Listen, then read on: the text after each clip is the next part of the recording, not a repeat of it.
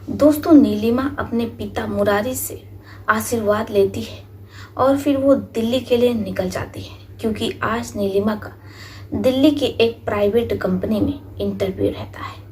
नीलिमा घबरा रही होती है कि पता नहीं उसे ये जॉब मिल पाएगी कि नहीं, वो ये इंटरव्यू पास कर पाएगी कि नहीं, क्योंकि नीलिमा जिसे इंग्लिश बोलने नहीं आती है। नीलिमा उत्तर प्रदेश के जिला जौनपुर की रहने वाली रहती है। अब ऐसे में एक छोटे से जिले की रहने वाली लड़की जिसे अंग्रेजी कहाँ से आएगी। अब वो अपने पिता के, अपने परिवार के सपनों को पूरा करने के लिए, एक ऊंची उड़ान भरने के लिए वो दिल्ली का सफर तय करती है। पिता अपनी बेटी को हंसी खुशी आशीर्वाद देते हैं। बेटे पिता का, अपने पापा का आशीर्वाद लेने के बाद वो दिल्ली पहुंच जाती है। जैसे ही वो दिल्ली रेलवे स्टेशन पर पहुंचती है, पिता का फोन आता है। बेटी कहती है, पिताजी हम अच्छे से दिल्ली पहुंच गए हैं। पिता कहते हैं कि बेटा मन लगा करके इंटरव्यू देना, घबराना नहीं, हम तुम्हारे साथ हैं। जैसे ही बेटी को अपने पापा का आशीर्वाद मिलता है, वो अपने कदमों को बढ़ाती है, ऑटो रिक्शा करती है और फिर वो मुखर्जी नगर पहुंच जाती है। जैसे ही वो ऑटो से उतरती है तो देखती है एक बहुत बड़ी सी ऊंची सी बिल्डिंग उसका इंतजार कर रही है। नीलिमा तेजी से अपने कदमों को बढ़ाते हुए उस बिल्डिंग के अंदर पहुंच जाती है। उसे लगता है कि कहीं देर न हो गई हो आने में। अब जैसे वो बिल्डिंग के अंदर पहुंचती है तो देखती है कि बहुत सी लड़कियां लाइन लगाए हुए बैठी हुई हैं और सब अपनी बारी के आने का इंतजार कर रही हैं। नीलिमा भी हाँफते हुए, घबराते हुए कोने में एक सीट पर जा करके बैठ जाती है।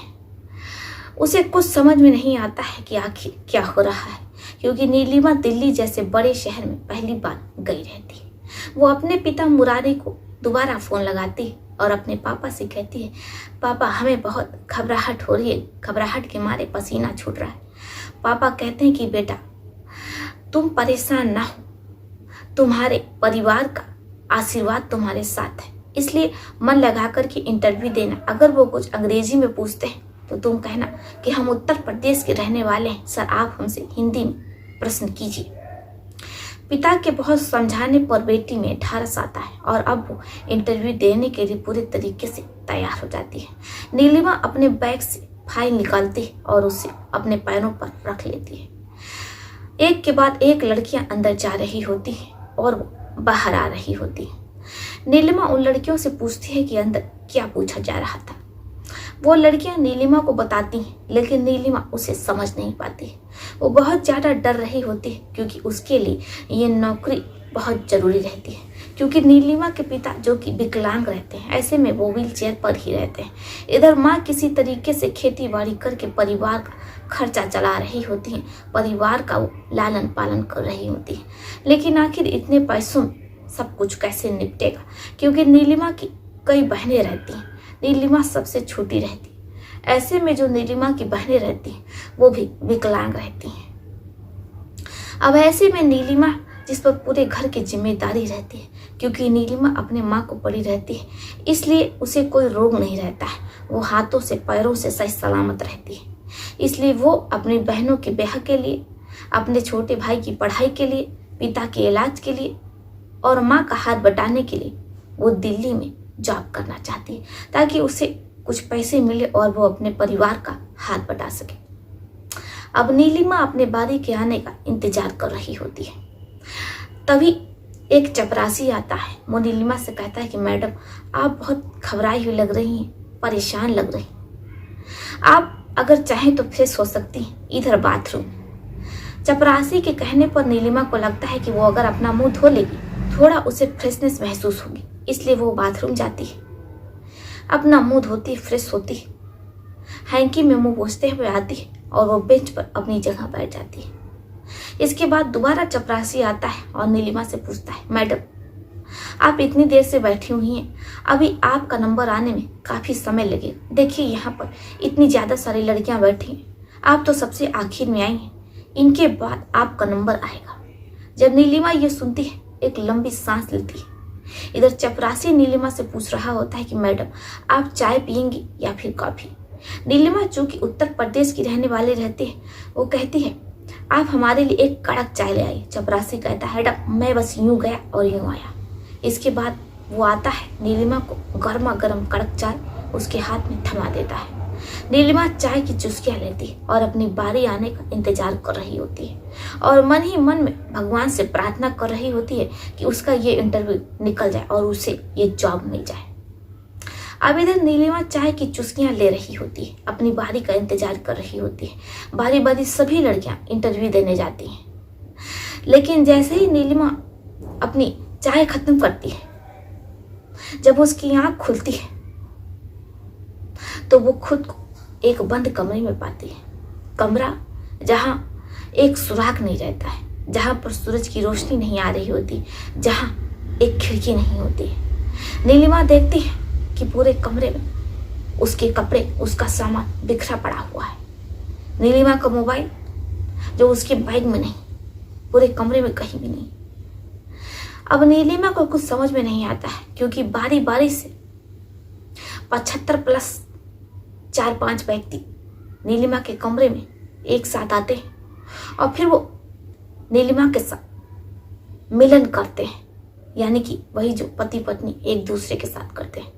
अब नीलिमा का उन बुजुर्गों से, उन बूढ़ों से मिलन होता रहता है, क्योंकि नीलिमा जिसे हल्का हल्का होश रहता है।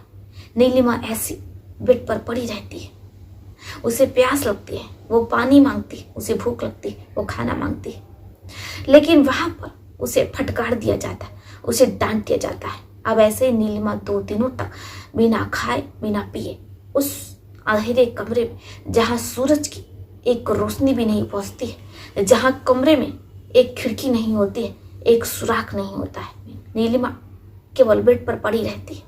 और इधर ये जो बुढ़े रहते हैं 60 से 65 प्लस, वो नीलिमा के साथ वो सब कुछ करते जो कि वो वाले वीडियो दिखाया जाता है। अब नीलिमा जिसे कुछ समझ में नहीं आता है कि आखिर उसके साथ ये सब क्या हो रहा है। वो तो इंटरव्यू देने गई थी एक कंपनी में, एक प्राइवेट कंपनी। उस प्राइवेट कंपनी से नीलिमा आखिर इस बंद कोठरी में कैसे पहुंच गई, और फिर ये लोग कौन है, उसके साथ ये क्या हो रहा है। नीलिमा इतना तो समझ चुकी थी कि जो कुछ भी उसके साथ हो रहा है बहुत गलत हो रहा है, लेकिन वो यहाँ कैसे पहुंची उसे ये समझ नहीं आ रहा था। अब ऐसा ही नीलिमा को उस बंद कमरे में रहते हुए 1 हफ्ते से ज्यादा हो जाता है। इधर नीलिमा के पिता मुरारी अपनी बेटी को खोज रहे होते हैं। वो अपनी बेटी नीलिमा के नंबर पर फोन लगाते हैं, लेकिन नंबर नॉट रीचेबल और स्विच ऑफ बता रहा होता है। मुरारी को कुछ समझ में नहीं आता है कि आखिर उनकी बेटी के साथ क्या हुआ। वो बहुत परेशान होते हैं।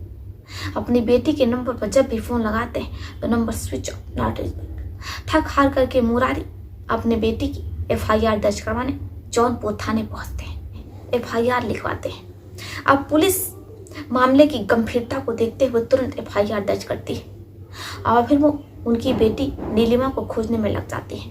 मुरारी बताते हैं कि सर, हमारी बेटी इस कंपनी में इंटरव्यू देने गई है। कंपनी का नाम बताते हैं, कंपनी का एड्रेस देते हैं, लेकिन पुलिस जब दिल्ली पुलिस से संपर्क करती है, दिल्ली पुलिस सीधे उस एड्रेस पर पहुंचती है तो ना वहां पर कोई कंपनी होती है और ना ही वहां पर कोई इंटरव्यू चल रहा होता है। अब पुलिस वाले भी हैरान परेशान, और सबसे ज्यादा उस बेटी का पिता परेशान कि आखिर उसकी गुड़िया के साथ क्या हुआ, उसकी बेटी के साथ क्या हुआ। मुरारी लगातार थाने में बैठ करके रो रहे थे। इधर परिवार का भी रो रो करके बुरा हाल था कि आखिर उनकी बेटी नीलिमा के साथ दिल्ली में क्या हुआ। वहां जहां वो इंटरव्यू देने गई थी, ना तो वहां कोई कंपनी रहती है और ना ही इंटरव्यू हो रहा होता है।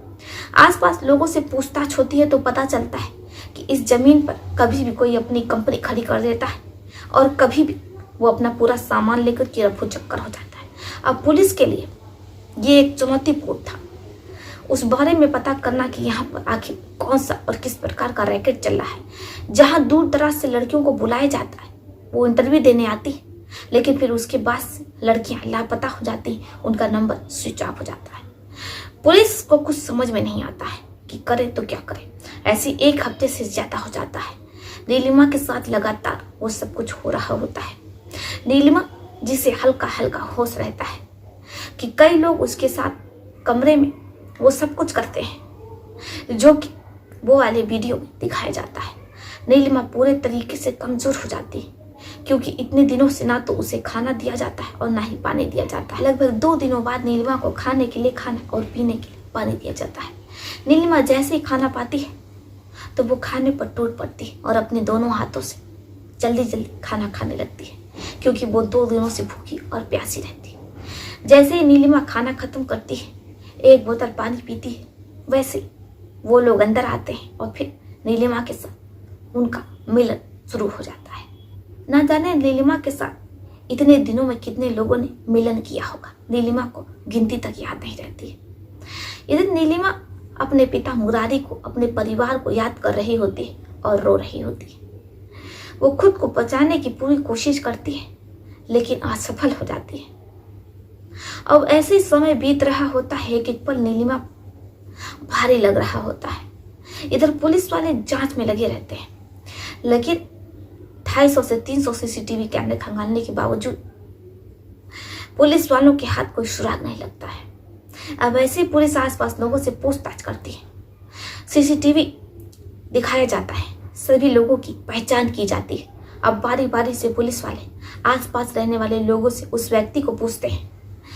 उसमें से एक व्यक्ति को आसपास रहने वाले लोग पहचान जाते हैं और कहते हैं कि ये व्यक्ति, जिसका नाम संदीप है और ये पीछे वाली बिल्डिंग में ही रहता है। अब क्या था, पुलिस वाले सीधे पीछे वाली बिल्डिंग में पहुंचते हैं और संदीप नाम के उस अज्ञात व्यक्ति को गिरफ्तार करके थाने ले आते हैं।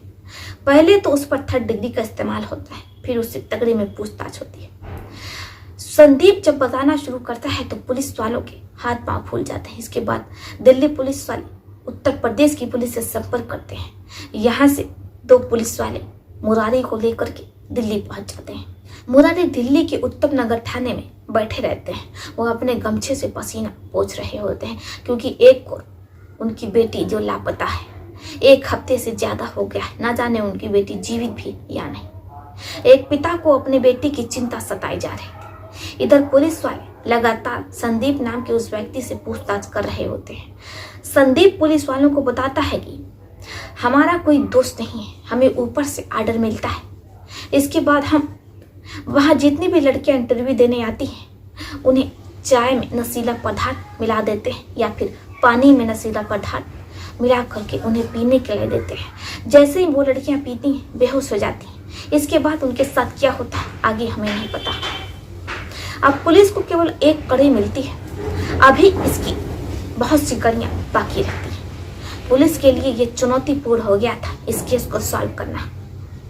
पुलिस को कुछ समझ में नहीं आता है कि वो शुरुआत कहाँ से करे और अंत कहाँ से करे, लेकिन पुलिस लगातार इस केस पर जांच पड़ताल कर रही होती है। तभी पुलिस को उस व्यक्ति का पता मिलता है जो कि इस बिल्डिंग को किराए पर लेता है और फिर उसमें वो इंटरव्यू करवाता है। पुलिस जैसे उस व्यक्ति तक पहुंचती है, उसे धर दबोचती, उसे थाने लेकर के आती है, उससे पूछताछ करती है, तो पता चलता है कि वो जाली इंटरव्यू, फेक इंटरव्यू लड़कियों का करवाते हैं। ऐसे में दूर दराज से लड़कियां जॉब के नाम पर खिंची चली आती हैं और फिर वो फेक इंटरव्यू लेते हैं, फेक ऑफिस बनाते हैं। सब कुछ नकली होता है, नकली इंटरव्यू लेने वाले होते हैं, नकली चपरासी होते हैं और वहां पर मौजूद सभी लड़कियां नकली होती हैं। उनमें से जो लड़कियां दूर दराज से आई होती है उनकी पहचान की जाती है। इसके बाद उन्हीं लड़कियों को टारगेट किया जाता है और उन्हीं लड़कियों को पानी में, कॉफी में या चाय में नशीला पदार्थ दिया जाता है। जैसे ही वो बेहोश होती है, उन लड़कियों को वहां से दूसरी जगह शिफ्ट कर दिया जाता है। जब उन्हें होश आता है तो वो खुद को एक कमरे में पाती है और फिर बारी बारी से उन लड़कियों के साथ वो सब कुछ होता है। अब जैसे ही पुलिस वाले ये सुनते हैं तो वो नीलिमा की फोटो दिखाते हैं और पूछते हैं कि ये लड़की कहाँ है। वो व्यक्ति जिसका नाम मेहराब रहता है, मेहराब जैसे नीलिमा को देखता है तो कहता है कि इस लड़की को तो गौरव नाम का एक व्यक्ति यहाँ से अपनी कार में बैठा करके लेकर के गया। पहले वो 2 दिन तक अपने पास उस लड़की को रखा था, इसके बाद वो उसे कहाँ ले गया हमें नहीं पता। अब पुलिस वाले मेहराब से गौरव का पता लेते हैं। जैसे उन्हें गौरव का एड्रेस मिलता है, वो गौरव के घर पहुंचते हैं।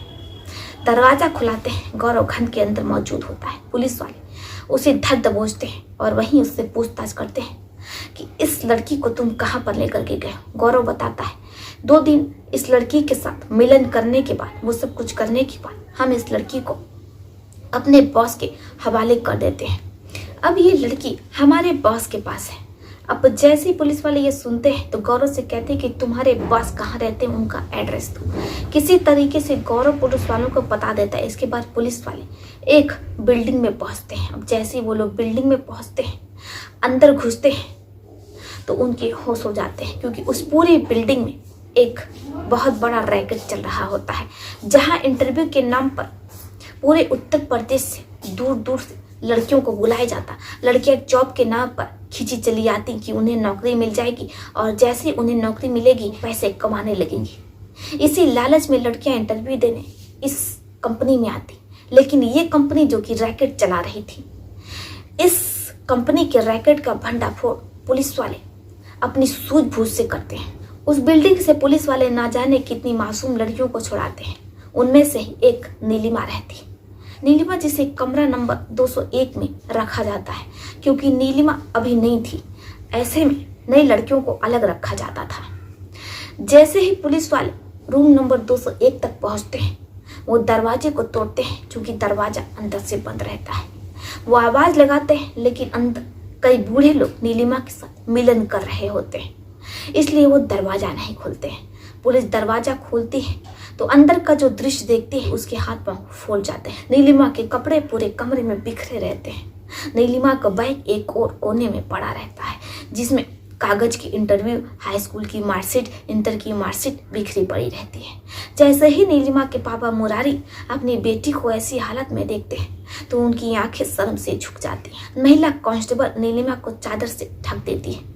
इसके बाद नीलिमा को और बाकी लड़कियों को बाहर निकाला जाता है। सभी लड़कियां थाने आती हैं उत्तम नगर। उन लड़कियों को खाने के लिए, खाना पीने के लिए पानी दिया जाता है। इसके बाद महिला कांस्टेबल उन्हें पहनने के लिए वस्त्र देती हैं, कपड़े देती हैं। मुरारी अपनी बेटी को इस अवस्था में पाकर के बेहद दुखी रहते हैं। पुलिस वाले समझाते हैं कि शुक्र मनाइए कि आपकी बेटी जीवित है, आप अपनी बेटी को दोबारा देख सके, वरना ऐसी बहुत सी बेटियां हैं जो इस दुनिया से ही रुखसत हो जाती, चली जाती। जब मुरारी ये सुनते हैं तो अपने आंसू पोंछते हैं गमछे में। अपनी बेटी नीलिमा को लेकर के वो सीधे जौनपुर चले आते हैं। आशा करते हैं दोस्तों कि आपको ये सच्ची घटना, ये सच्ची कहानी बेहद पसंद आई होगी। तो देखा ना आप लोगों ने किस तरीके से ये रैकेट चलाया जाता है, भिन्न भिन्न तरीकों से लड़कियों को फंसाने का। इसलिए सतर्क रहें, सुरक्षित रहें, और कहीं भी जाए तो अपने माता पिता और परिवार के साथ जाए। आपकी इस पर क्या राय है, आप अपनी राय हमें कमेंट बॉक्स में लिख सकते हैं। बाकी अगर आप लोग भी इस प्रकार की सच्ची घटना या कहानी जानते हैं तो हमें कमेंट बॉक्स में लिख सकते हैं। हम उसे सुनाने का प्रयास जरूर करेंगे, ताकि सभी लड़कियां सुरक्षित रहें। फिर चलती हूँ, मिलती हूँ आपसे किसी और कहानी में। तब तक के लिए आप अपना, अपने परिवार का ध्यान रखिए। आदाब, शक्तिकांत, नमस्कार।